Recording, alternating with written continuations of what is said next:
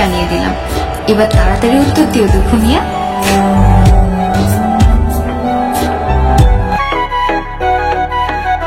তোমার মাঝারে রাখিব ছেড়ে দেব না, তোমার মাঝারে রাখিব। সারাদিন পাহাড় কখন সে আসে আমিও দেখি, আর কতদিন সে আমার থেকে নিজেকে লুকিয়ে রাখবে।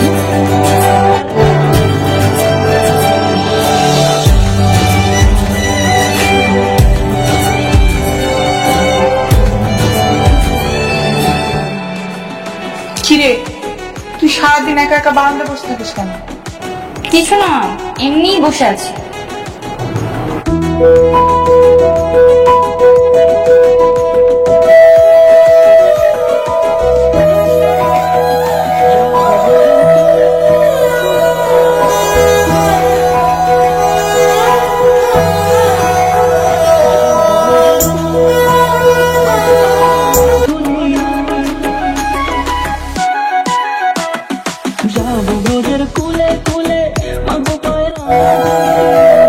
দেখো ছেলেটা অনেক স্মার্ট এবং সুন্দর না?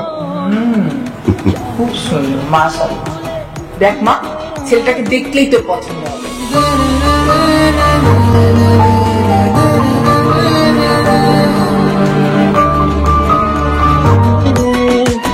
চলে গেলে চলে গেলে যেতে দেব না, না না যেতে দেব না, তোমার মাঝারে রাখিব।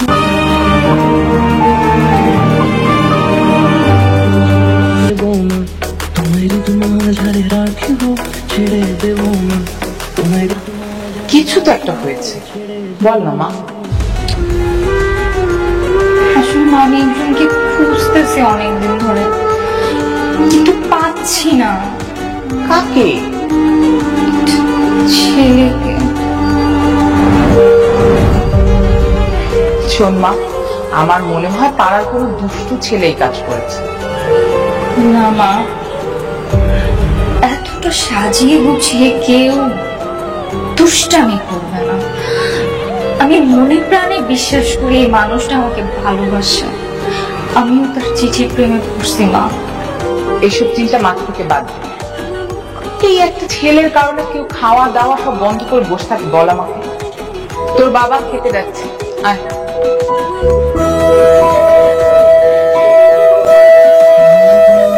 রাখিব ছেড়ে দেব না, তোমার মাঝারে রাখিব ছেড়ে দেব না।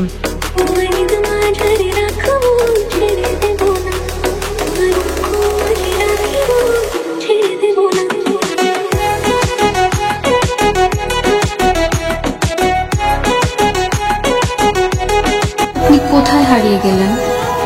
আপনার জন্য অপেক্ষা করতে করতে আমি যে পাগল হয়ে যাচ্ছি। কেন এসেছিলেন আমার জীবনে, আর কেন এবার হারিয়ে গেলেন? আপনি কি জানেন আপনার জন্য আমার রাতে ঘুম হয় না। প্রতি মুহূর্তে মনে হয় এই বুঝি আপনি চিঠি নিয়ে এলেন। প্রতিদিন কতবার যে চিঠির বক্সটা আমি চেক করি আপনি কল্পনাও করতে পারবেন না। প্লিজ তাড়াতাড়ি আসেন, আমি যা ধৈর্য ধরে থাকতে পারছি না। প্লিজ আর লুকিয়ে না থেকে চিঠি নিয়ে আসেন। ইতি আপনার ময়ূরাক্ষী মন।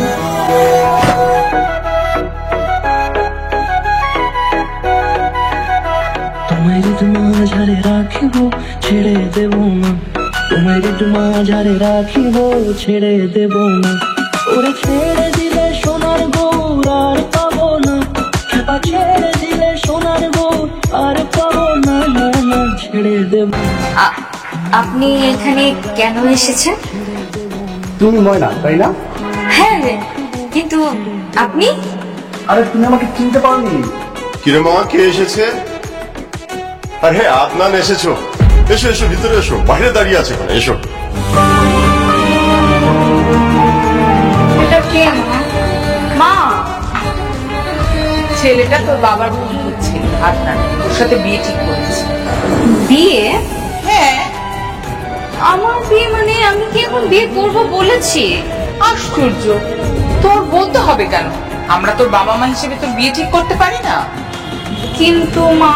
কোনো কিন্তু নাই। আর তাছাড়া আদনান অনেক ভালো একটা ছেলে, পড়াশোনা শেষ করে বিজনেসে ঢুকেছে। এরকম ভালো ছেলে সবসময় পাওয়া যায় না। বাবা, কোনো কথা নাই। আমি যেটা বলেছি সেটাই হবে, এটাই আমার শেষ কথা। আমি কি আর আপনার দেখা পাবো না?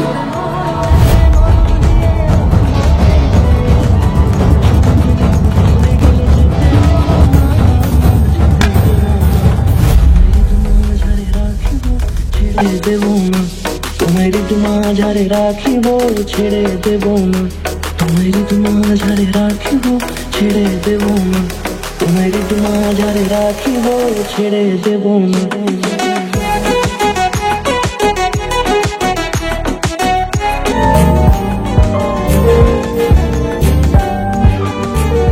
আপনি কোথায় আমি জানি না, কেন এভাবে হারিয়ে গেলেন সেটাও জানি না। কারণ মনের মধ্যে ভালোবাসার ঝড় তুলে নিজেকে লুকিয়ে রাখছেন কেন? একবারও ভাবলেন না সে মেয়েটা কিভাবে চটফট করবে, কতটা আগ্রহ নিয়ে সে আপনার জন্য অপেক্ষা করবে? একটু ভাবলেন না? তাড়াতাড়ি চিঠি নিয়ে আসেন না প্লিজ।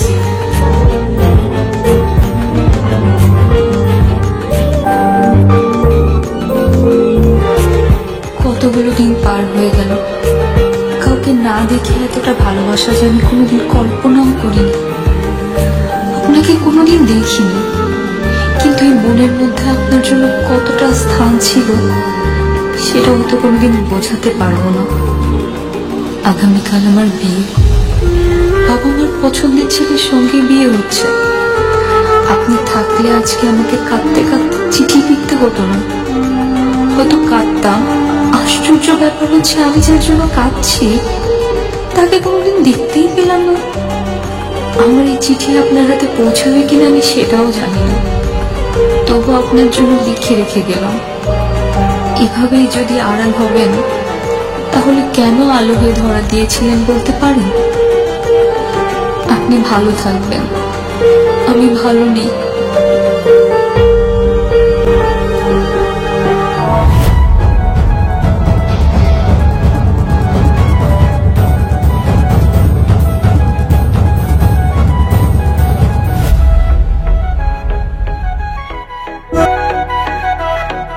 তোমার মাঝারে রাখিব, ছেড়ে আরে ফাহিম ভাই, আপনি দেব না ওরে ছেড়ে দিলে সোনার গো। কেমন আছেন? ভালো, তুমি কেমন আছো? আলহামদুলিল্লাহ ভালো আছি। তোমরা কি দুজনে পরিচিত? হ্যাঁ, তোমাকে বলেছিলাম না বিয়ের আগে আমি একটা সংগঠনে কাজ করতাম, ওটার নেতৃত্ব দিতেন ফাহিম ভাই। ও আচ্ছা, হ্যালো, আমি ফাইন হাসান। আমার হাজব্যান্ড। কোথায় যাচ্ছেন আপনি? আমি গ্রামে যাচ্ছি, তোমরা কোথায় যাচ্ছ? আমি শ্বশুর বাড়িতে, রাজশাহী। আচ্ছা, আপনি কি এখনো সেই সংগঠনের সাথে জড়িত আছেন? না, খুব একটা সময় বের হচ্ছে না।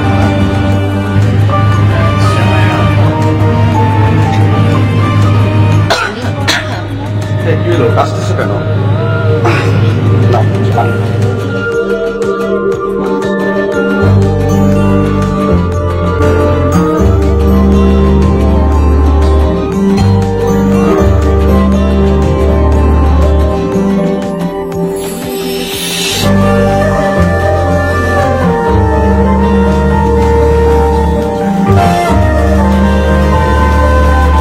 প্রতিদিনের মতো সেদিনও চিঠি নিয়ে মনে রাখতে বাড়ির দিকে যাচ্ছিলাম।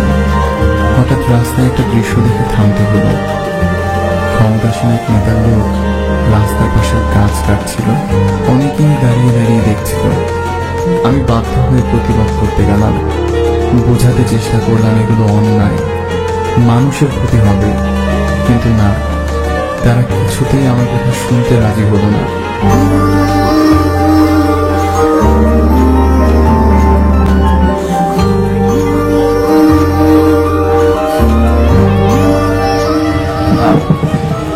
ময়নামতো নিয়ে আসি, হ্যাঁ, আবার কোনো একদিন দেখা হবে।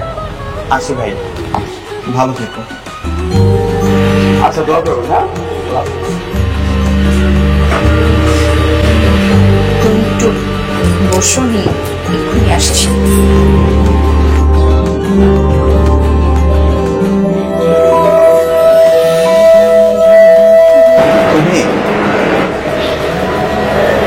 আমরা একসাথে এক সংগঠনে যখন কাজ করেছিলাম না, তখন তো তোমার সাথে কত রকম ফাজলামি করেছি।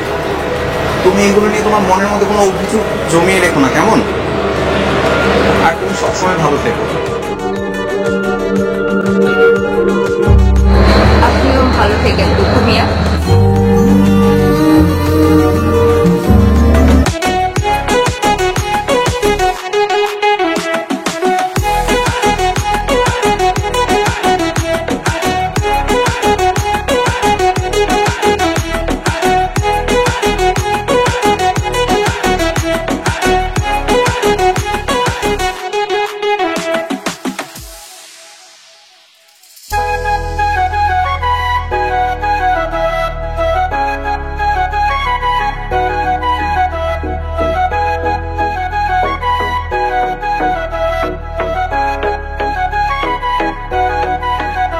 তোমায় যদি মাঝারে রাখিব ছেড়ে দেব না।